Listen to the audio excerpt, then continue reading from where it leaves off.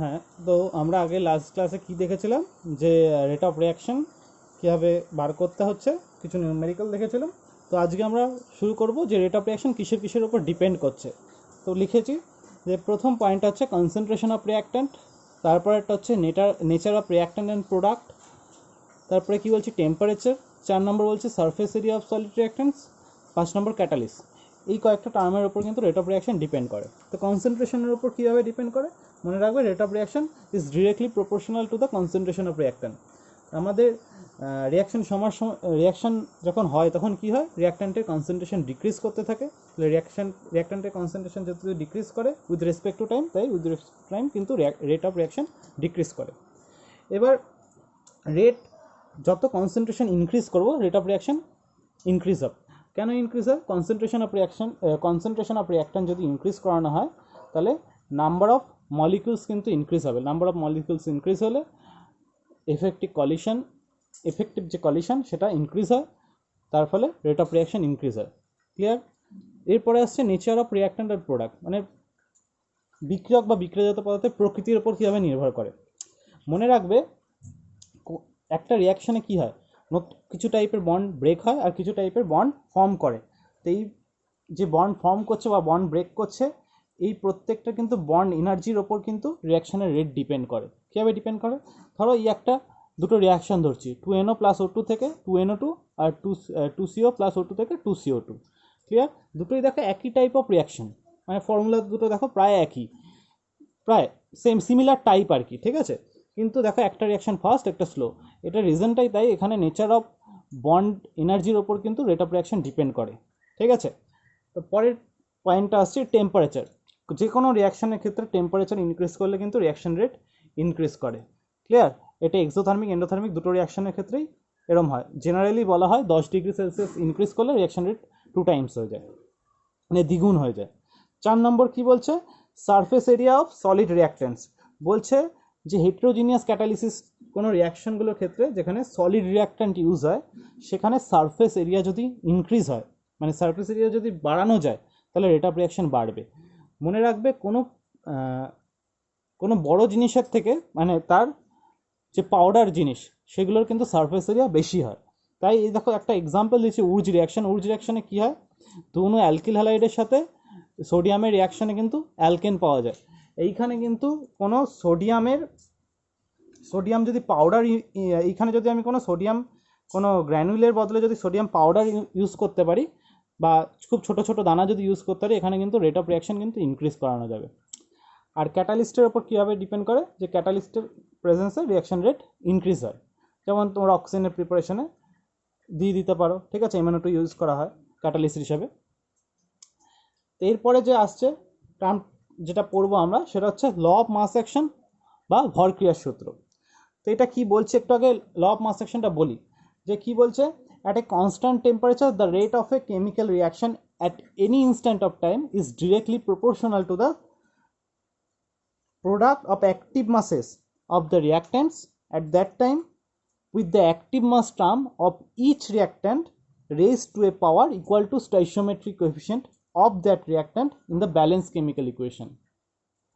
এবার বাংলায় বলি, যে বাংলায় কি বলছে, যে স্থির উষ্ণতায় কোনো একটি রাসায়নিক বিক্রিয়ার হার বিক্রিয়ার সমিত সমীকরণ অনুযায়ী অনুসংখ্যার ঘাতে উন্নীত বিক্রিয়কগুলির সেই মুহূর্তের সক্রিয় ভরের সমানুপাতিক।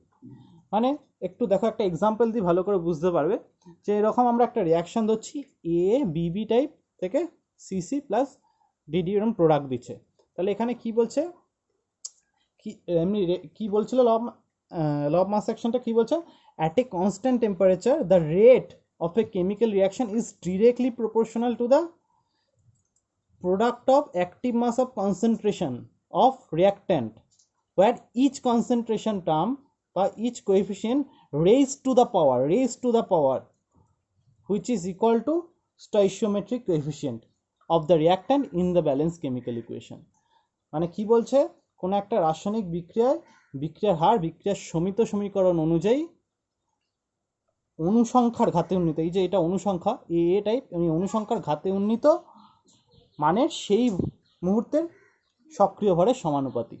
মানে মনে রাখবে, কোনো একটা রিয়াকশনের রেট হলো গিয়ে, এগুলো কি, এটা কি, এখানে এটা হলো গিয়ে is active mass of A, আর থার্ড ব্র্যাকেটে বি হলে অ্যাক্টিভ মাস অফ বি।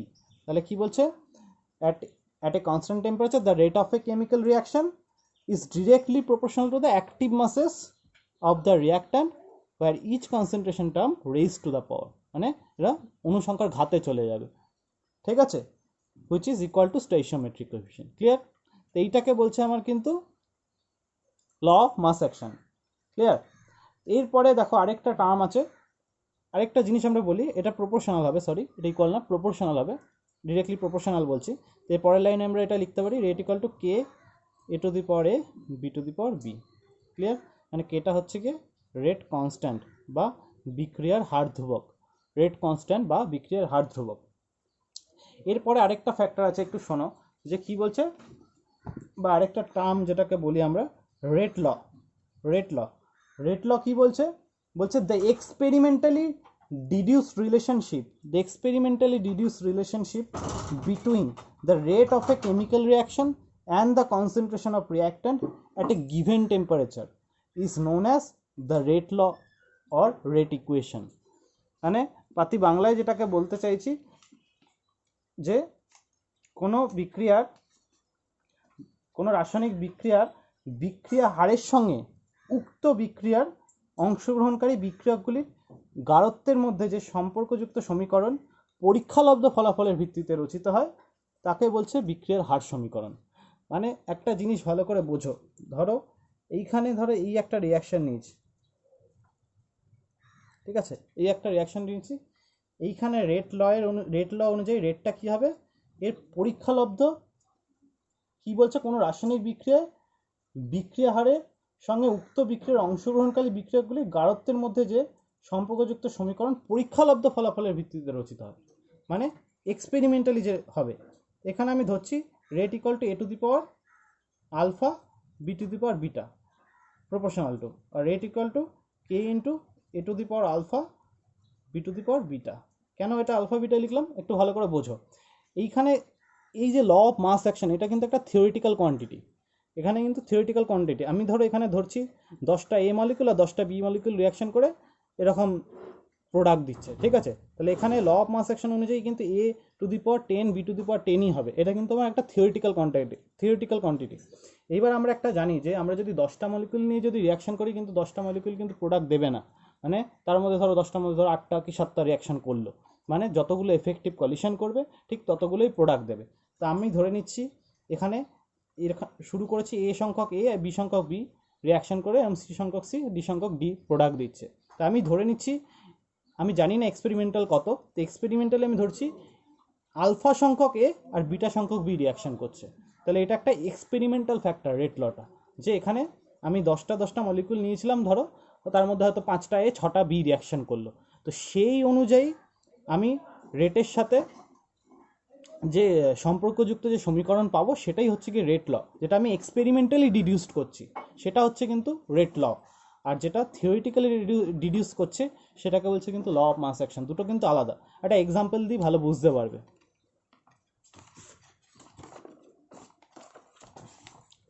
ধরো একটা এক্সাম্পল লিখি এখানে 2N2O5 গ্যাস অ্যারো দিয়ে 4NO2 প্লাস O2 গ্যাস, ঠিক আছে। এই রিয়াকশনটার ক্ষেত্রে যদি আমি ল অফ মাস অ্যাকশন দিয়ে লিখি, ল অফ মাস অ্যাকশন দিয়ে যদি আমি রেট লিখি, কি হওয়া উচিত জেনারেলি, কে ইন্টু N2O5, এই টুটা উপরে চলে যাবে, পাওয়ারে চলে যাবে, এইটা হওয়া উচিত, অ্যাকচুয়ালি এটা হওয়া উচিত, কিন্তু দেখা যাচ্ছে এক্সপেরিমেন্টালি দেখা যাচ্ছে যে অ্যাকচুয়ালি এইটা হয়, যে এটার 1 পাওয়ারের উপর ডিপেন্ড করে, এটা কিন্তু 2 পাওয়ারের উপর ডিপেন্ড করে না। তো এবার কোশ্চেন আসবে যে আমরা জানবো কী করে কখন এটা এর ওপর ডিপেন্ড করছে না এর ওপর ডিপেন্ড করছে। তো তোমাকে যদি না বলে দেয় তুমি কিন্তু এটা জানতে পারবে না। তো এটা কিন্তু বলে দেবে রিয়াকশানে, যেটা যদি বলে দেয় যে এক্সপেরিমেন্টাল রেট ইকুয়েশন, তখন তুমি যেটা লিখবে সেটাই হলো রেট ল, ঠিক আছে, সেটা বলে দেবে, ঠিক আছে। সেটা নিয়ে এটা কেউই জানে না যে এরকম এটা দুটো N2O5 নিচে মানে দুটোই যে রিয়াকশন করবে, এটা কিন্তু এরকম দেখে বলা যায় না, এটা কিন্তু এক্সপেরিমেন্টাল ফ্যাক্ট তোমাকে দিয়ে দিতে হবে, ক্লিয়ার। তাহলে আমি ইন জেনারেল ধরো আরেকটা এক্সাম্পল এরকম দেখাই, ধরো তাহলে আরেকটু ভালো বুঝতে সুবিধা হবে। CH3CHO অ্যাসিটালেট থেকে এরকম এগুলো তৈরি করা যায়, ঠিক আছে। এই রিয়াকশনটার ক্ষেত্রে আমি যদি রেট ল দেখি, রেট ল অনুযায়ী যদি আর দেখি, তাহলে এটা কী হবে, CH3CHO টু দি পাওয়ার 3/2। এটা হলো গিয়ে কিন্তু অ্যাকচুয়াল এক্সপেরিমেন্টাল কোয়ান্টিটি অনুযায়ী রেটটা হয় এটা। হ্যাঁ, আর এটা যদি আমি ল অফ মাস অ্যাকশন দিয়ে যদি রেট লিখতাম তাহলে কী হতো, আর r equal to K into CH3CHO to the power 1 হতো। ক্লিয়ার? তাহলে ওটা কিন্তু অ্যাকচুয়াল নয়, অ্যাকচুয়াল এইটা, ঠিক আছে। তো তোমাকে রেট ল বা এক্সপেরিমেন্টাল যে রেট ইকুয়েশন সেটা বলে দেবে। আরেকটা আমি তাহলে একটা ইন জেনারেল আমি একটা দেখি, এটা ইন জেনারেল আমি একটা ইকুয়েশন ধরি। দেখো ইন জেনারেল বলছে, ধরো এ প্লাস বিবি থেকে সিসি প্লাস ডিডি টাইপ একটা রিয়াকশান ধরছি। তাহলে আমি ধরো আমি রেট ল অনুযায়ী এটা লিখতে পারি, রেট ল অনুযায়ী, বা যেহেতু আমার কাছে এটা জানা নেই যে আমি এটা মনে রাখবে, যেহেতু আমি জানি না যে এ সংখ্যক এ বা বি সংখ্যক বি রিয়াকশান করছে কিনা টোটালি, তাই আমি এরকম লিখবো রেট ল অনুযায়ী, বা রেট ল দরকার নেই, জাস্ট আর ইকুয়াল টু এটা লিখবো A to the power alpha k into A to the power alpha into B to the power beta. এবার এই আলফা বিটা এ বি এর সাথে সমান হতেও পারে, মানে 10টা রিয়াকশান করতেও পারে, আবার নাও করতে পারে। ক্লিয়ার? তাই আমি ওরকম একটা টার্ম ধরছি আলফা বা বিটা। এই আলফাটা এর সাথে সমানও হতে পারে, বা বিটাটা বি এর সাথে সমানও হতে পারে, আবার নাও হতে পারে। ক্লিয়ার? তো এবার অ্যাকচুয়াল ভ্যালু তোমাকে রেট ইকুয়েশন বা এক্সপেরিমেন্টাল রেট ইকুয়েশন দিয়েই দেবে, ঠিক আছে। তো এইবার একটা জিনিস দেখো, তো আমি এটা ধরেছি যে আর ইকুয়াল টু এটা, তাহলে আমি এই ইকুয়েশনটা রেট এটা লিখতে পারছি। তা আমরা যে ফার্স্ট ক্লাসে বা আগের ক্লাসে যেগুলো দেখেছিলাম, যে এই সব ইকুয়েশনগুলোর ক্ষেত্রে রেট কী করে লেখে, এইভাবে লিখতে পারি না, 1/a delta A by del T is equal to minus 1/b delta B by del T is equal to plus 1/c delta C by del T is equal to 1/t delta D by del T. এটাও তো এক টাইপের rate, ঠিক আছে। তাহলে এই দুটো কিন্তু আমরা ইকুয়াল লিখতে পারি। তাহলে আমরা এই রিয়াকশনটার ক্ষেত্রে রেট কী লিখছি, এটা কিন্তু ম্যাথ করতে কাজে লাগবে। কী লিখলাম, এমনি রেট ল অনুযায়ী কী লিখলাম, k A to the power alpha into B to the power beta. এই আলফা বিটা এ বি এর সমান হতেও পারে, আবার নাও হতে পারে। আবার আগের ক্লাসে দেখেছিলাম এই সমস্ত রিয়াকশানের রেট কী করে লিখতে হয়, মাইনাস করে, রিয়াক্ট্যান্টের ক্ষেত্রে মাইনাস হবে, minus delta A by del T minus 1/b delta B by del T plus 1/c delta C by del T plus 1/d delta D by del T. তো এইভাবে রেট লিখতে হবে। তো এই দুটোকে ইকুয়াল করা যায়। তো এইটা থাকলো একটা ইকুয়েশন। এরপরে দেখো আরেকটা যে টার্ম আসছে, সেই টার্মটা হচ্ছে গিয়ে যে আমরা কে নিয়ে পড়বো এবার, রেট কনস্ট্যান্ট নিয়ে পড়বো। রেট কনস্ট্যান্ট কাকে বলছে, বলছে একটা ভালো করে একটা জিনিস দেখে নাও, আমরা এটা লিখতে পারি তো, rate equal to K into concentration of reactant in general, এটা লিখতে পারি তো। তাহলে K equal to rate by concentration of reactant, তাহলে এটা লিখতে পারি কনসেন্ট্রেশন অফ রিয়াক্ট্যান্ট যদি 1 হয় তাহলে K equal to rate of reaction, তাই তো লিখতে পারি তো। তাহলে আমি ডেফিনেশনটা এইভাবে বলবো যে rate constant of a reaction at a given temperature. মনে রাখবে রেট কনস্ট্যান্টের সাথে টেম্পারেচারের কিন্তু খুব একটা ভালো রিলেশন আছে, যে যখনই রেট কনস্ট্যান্ট লিখবে তার টেম্পারেচার যেন উল্লেখ করা থাকে। যে কী বলছে, rate constant of a reaction at a given temperature is the rate of a reaction when the molar concentration of each reactant is unit। মানে একক গাঢ়ত্বে কোনো বিক্রিয়ার হারই হলো বিক্রিয়ার হার ধ্রুবক। ক্লিয়ার? তাহলে একটা জিনিস দেখো, যে এর কিছু ক্যারেক্টারিস্টিক আছে রেট কনস্ট্যান্টের, সেগুলো একটু ওকে বলি। যে মনে রাখবে কিছু ক্যারেক্টারিস্টিক, কি বলছি, at a particular temperature rate constant কিন্তু অলওয়েজ কনস্ট্যান্ট থাকবে। At a particular temperature rate constant always constant থাকবে। যদি আমি টেম্পারেচার ইনক্রিজ করাই, রেট কনস্ট্যান্ট ইনক্রিজ করবে, ডিক্রিজ করালে ডিক্রিজ করবে। কি বলছে, at a particular temperature rate constant is independent of concentration of reactant. কোনো একটা পার্টিকুলার টেম্পারেচারে রেট কনস্ট্যান্ট কিন্তু কনসেন্ট্রেশনের ওপর ডিপেন্ড করে না, রিঅ্যাক্ট্যান্টের কনসেন্ট্রেশনের উপর ডিপেন্ড করে না। ক্লিয়ার? আর কি বলছে, বলছে the rate constant of a reaction indicates how fast or slow a reaction occurs. মানে কোনো একটা রিয়াকশনের ক্ষেত্রে রেট কনস্ট্যান্ট যদি বেশি হয় রিয়াকশনের রেট কিন্তু ইনক্রিজ করবে, কোনো একটা রিয়াকশনের ক্ষেত্রে রিয়াকশন রেট কনস্ট্যান্ট যদি কম হয় রিয়াকশন রেট ডিক্রিজ করবে। ক্লিয়ার? আর প্রত্যেকটা রিয়াকশানে কিন্তু স্পেসিফিক রেট কনস্ট্যান্ট থাকে, আর রেট কনস্ট্যান্টের ইউনিট অর্ডারের উপর ডিপেন্ড করে, সেটা আসবো। তো এরপরের যে টার্মটা আসবে সেটা হচ্ছে গিয়ে order of A reaction, order of a chemical reaction, order of reaction or বিক্রিয়ার ক্রম। কি বলছে, দ্য এক্সপোনেন্ট, ডেফিনেশনটা বলছি, the exponent of the concentration term of a particular reactant in the experimentally determined rate equation of a reaction is called the partial order of the reaction with respect to that reactant, and the sum of the exponents of concentration terms of all the reactants is called the overall order of the reaction. মানে বলতে চাইছি কোনো experimentally determine কোনো rate ইকুয়েশনে কোনো বিক্রিয়ার গাঢ়ত্বের যে ঘাত, সেই গাঢ়ত্বের ঘাতটাই হলো গিয়ে ওই পার্টিকুলার রিয়াক্ট্যান্টের রেসপেক্টে রিয়াকশানের অর্ডার। আর কোনো যতগুলো রিয়াক্ট্যান্ট আছে তাদের প্রত্যেকটার সমষ্টি হলো গিয়ে পুরো রিয়াকশানটার ওভারঅল অর্ডার। বা ভালো ভাষায় যদি বলতে চাই তো এটাকে বলতে চাইছে কি, কোনো রাসায়নিক বিক্রিয়ার পরীক্ষালব্ধ বিক্রিয়ার হার সমীকরণে কোনো বিক্রিয়ার গাঢ়ত্ব রাশির ঘাত হলো ওই বিক্রিয়ার সাপেক্ষে বিক্রিয়ার ক্রম, এবং বিক্রিয়ার হার সমীকরণে সকল গাঢ়ত্ব রাশির ঘাতসমূহের সমষ্টিকে বলা হয় অর্ডার অফ দ্য রিয়াকশন। ধরো একটা এক্সাম্পল, আমি ইন জেনারেল ধরো একটা এক্সপেরিমেন্টালি ডিডিউসড রেট ইকুয়েশন আমি ধরছি, ধরো A B B C C থেকে এরকম ডিডি প্লাস ই এরকম একটা রিয়াকশান আমি ধরছি। তাহলে এই রিয়াকশানটার ক্ষেত্রে এটা একটা এক্সপেরিমেন্টাল রেট ইকুয়েশন, বারবার বলছি পরীক্ষালব্ধ সমীকরণ অনুযায়ী, কিন্তু অর্ডার কিন্তু একটা এক্সপেরিমেন্টাল কোয়ান্টিটি। ক্লিয়ার? তাহলে রেট ইকুয়াল টু কী হবে, কে এ টু দি পাওয়ার, আমি এটাকে একটা ধরে নিচ্ছি আলফা, কারণ আমি জানি যে এটা এই আলফাটা এর সমানও হতে পারে আবার নাও হতে পারে, beta C to the power gamma. Clear? আমি এটা এক্সপেরিমেন্টালি এটা আমি একটা লিখতে পারি।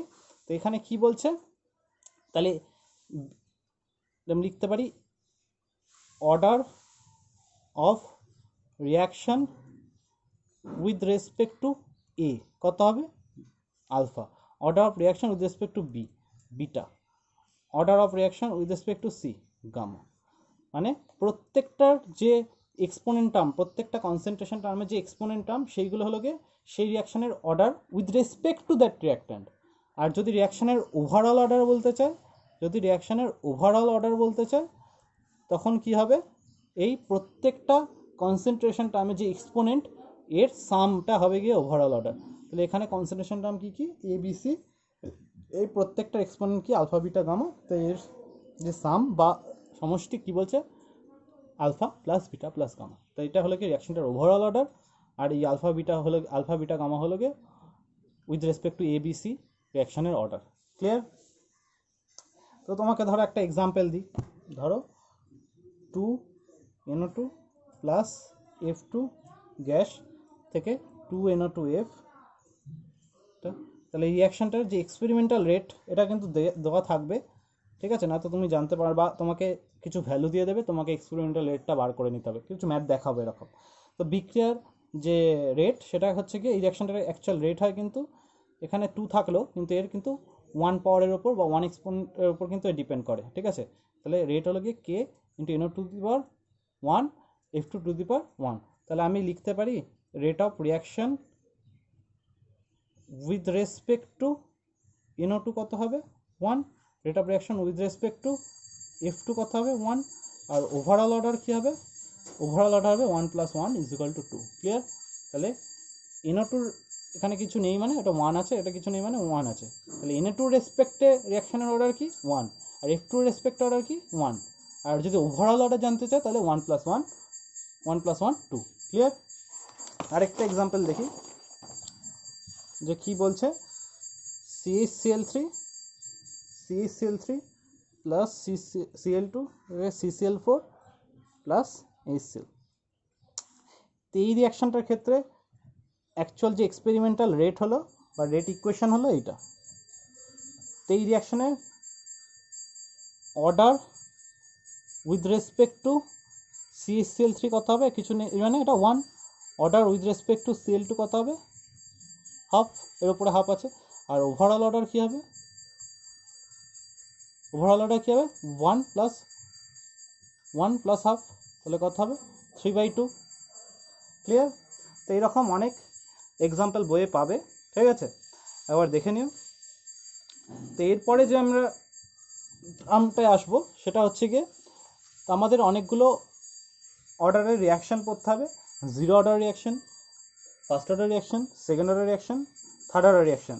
তো এগুলোর একটু আগে ডেফিনেশন একটু আমরা দেখি, যেগুলো ডেফিনেশন কি বলছে, যে ফার্স্টে আসবো zero order reaction, zero order reaction, ঠিক আছে?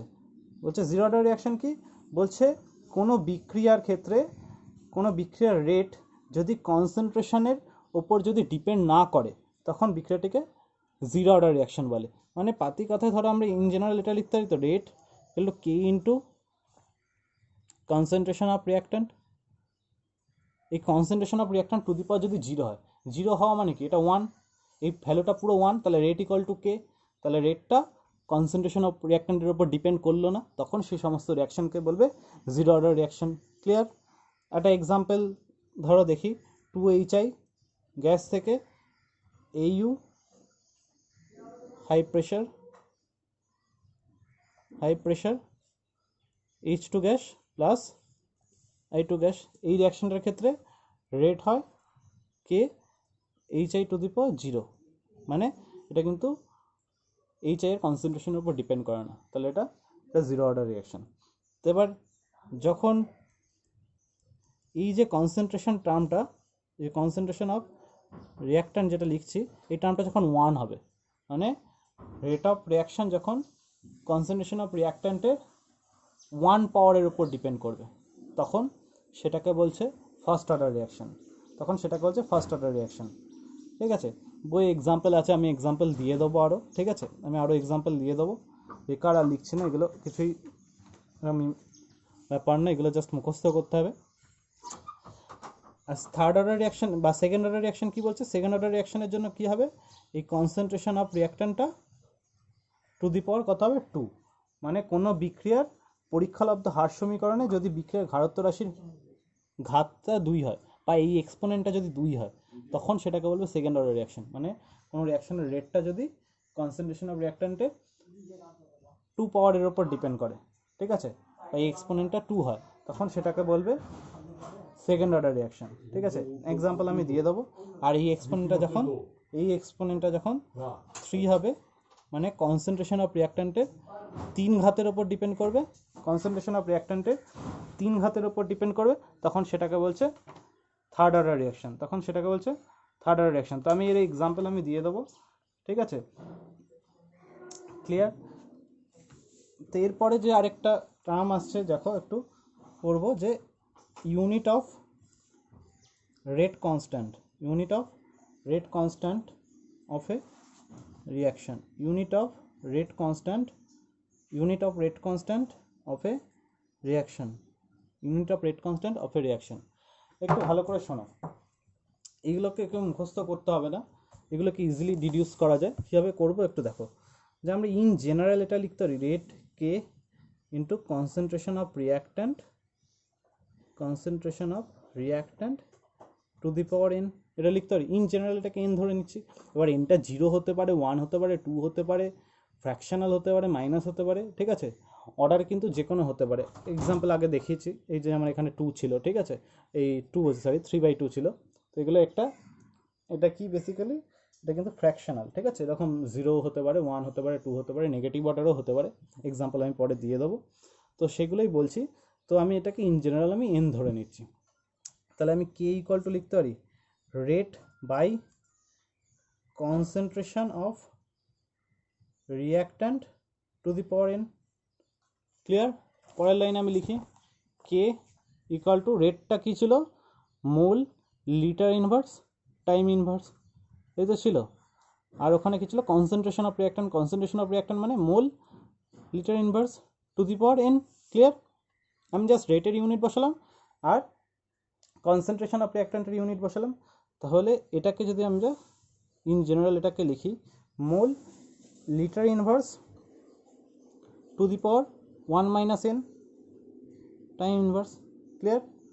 তাহলে এইবার ধরো তোমাকে যদি জানতে চায় যে একটা ফার্স্ট অর্ডার রিঅ্যাকশনের রেট কনস্ট্যান্টের ইউনিট লেখো, বা একটা সেকেন্ড অর্ডার রিঅ্যাকশনের রেট কনস্ট্যান্টের ইউনিট লেখো, বা একটা 3/2 বা 5/2 যা খুশি দিল, তখন কী করবো, জাস্ট এনের জায়গায় সেই ভ্যালুটা বসিয়ে দেবো। তো এনটা হলো গিয়ে অর্ডার অফ রিঅ্যাকশন এখানে। ঠিক আছে, খুব ইজি। ধরো এনটা আমি ধরো 1, মানে ফার্স্ট অর্ডার রিঅ্যাকশনের রেট বার করতে দিয়েছি, জাস্ট আমি এনটা 1 বসিয়ে দেবো। এনটা 1 বসালে কী হবে, জাস্ট টাইম ইনভার্স, এটা 0 মানে এটা 1 টাইম ইনভার্স। এবার টাইমটা যাতে দেবে, সেকেন্ড হলে সেকেন্ড, মিনিট হলে মিনিট, আওয়ার হলে আওয়ার, আমি ইন জেনারেল টাইম ধরেছি। ঠিক আছে, যেরকম দেবে। তাহলে এন ইকুয়াল টু 2, তাহলে কী হবে, মোল লিটার ইনভার্স, এটা 1 - 2 টাইম ইনভার্স, এটা 1 - 2 হলে কী হবে, litre mole inverse time inverse. Clear? Litre mole inverse time inverse, তো এইরকম হবে। তো এইবার ধরো এন ইকুয়াল টু 0 ধরো, তাহলে এন ইকুয়াল টু 0 হলে কী হবে, K equal to mole litre inverse to the power 1 - 0 time inverse, তাহলে কি হবে, mole litre inverse time inverse. Clear? ধরো এন ইকুয়াল টু হাফ, তখন কি হবে, K mole litre inverse 1 - half time inverse. তো 1 - হাফ করলে এটা হাফ হবে, তাহলে mole to the power half litre to the power -half time inverse. তো এইভাবে যে অর্ডার রিয়াকশান দিক সেই অর্ডারটাই কিন্তু বার করা যাবে। ক্লিয়ার? আরেকটা জিনিস পড়বো আমরা, সেটা হচ্ছে গিয়ে comparison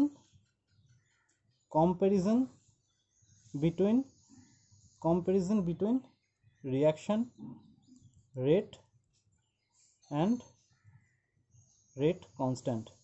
comparison between reaction rate and rate constant. তো প্রথমে আমরা যে প্রথমে যে টার্মটা পড়বো সেটা হলো ডেফিনেশন। দুটো ডেফিনেশন আলাদা করে লিখবো আমরা। ঠিক আছে, এইগুলো যখনই কোনো দিন লিখতে দেবে কম্প্যারিজন বা ডিফারেন্স, সবসময় কিন্তু আমরা টেবিল করে লিখবো। ঠিক আছে, একদিকে রিয়াকশান রেট, একদিকে রেট কনস্ট্যান্ট। আমার প্রথম পয়েন্টটা যাবে ডেফিনেশনের ওপর। ঠিক আছে, তো পরের পয়েন্টটা হবে টেম্পারেচার। তো টেম্পারেচারের ওপর কীভাবে ডিপেন্ড করে, রিয়াকশান রেট কিন্তু টেম্পারেচারের উপর ডিপেন্ড করে। ঠিক আছে, আর রেট কনস্ট্যান্টেরও কিন্তু বেসিক্যালি টেম্পারেচারের উপর ডিপেন্ড করে। পরের পয়েন্টটা আসছে যেটা কনসেন্ট্রেশন। তো কনসেন্ট্রেশনের ওপর কীভাবে ডিপেন্ড করে, কি বলছে, এটা কিন্তু রিয়াকশান রেটটা কিন্তু কনসেন্ট্রেশনের যে ইনিশিয়াল রেট তার ওপর কিন্তু যে rate of reaction concentration of রিয়াক্ট্যান্টের ওপর কিন্তু ডিপেন্ড করে। ঠিক আছে, সেদিক থেকে রেট কনস্ট্যান্ট কিন্তু কনসেন্ট্রেশন অফ রিয়াক্ট্যান্টের ওপর ডিপেন্ড করে না। রিয়াকশান রেটের ইউনিট হলো গিয়ে mole litre inverse time inverse. Rate কনস্ট্যান্টের ইউনিট কিন্তু পার্টিকুলার রকম হয় না, কারণ এটা অর্ডার অফ রিয়াকশানের ওপর ডিপেন্ড করে। এগুলো কিন্তু প্রত্যেকটা অর্ডারের ওপর ডিপেন্ড করে কিন্তু আলাদা আলাদা ভ্যালু হয়। ঠিক আছে, আর কি হয়, পরের পয়েন্টটা পড়বো টাইমের উপর কীভাবে নির্ভর করে। যত টাইম যায় কী হয়, আমরা দেখেছি যে রিয়াক্ট্যান্টের কনসেন্ট্রেশন ডিক্রিজ করে। এবার যেহেতু রেট অফ রিয়াকশন কনসেন্ট্রেশনের সাথে ডিরেক্টলি প্রপোর্শনাল, তাই with respect to time rate of reaction কিন্তু ডিক্রিজ করবে। আর রেট কনস্ট্যান্ট কিন্তু টাইমের উপর কিন্তু এভাবে ডিপেন্ড করে না। ঠিক আছে, কোনো একটা রেট কনস্ট্যান্ট কিন্তু টাইমের উপর ডিপেন্ড করে না। ক্লিয়ার?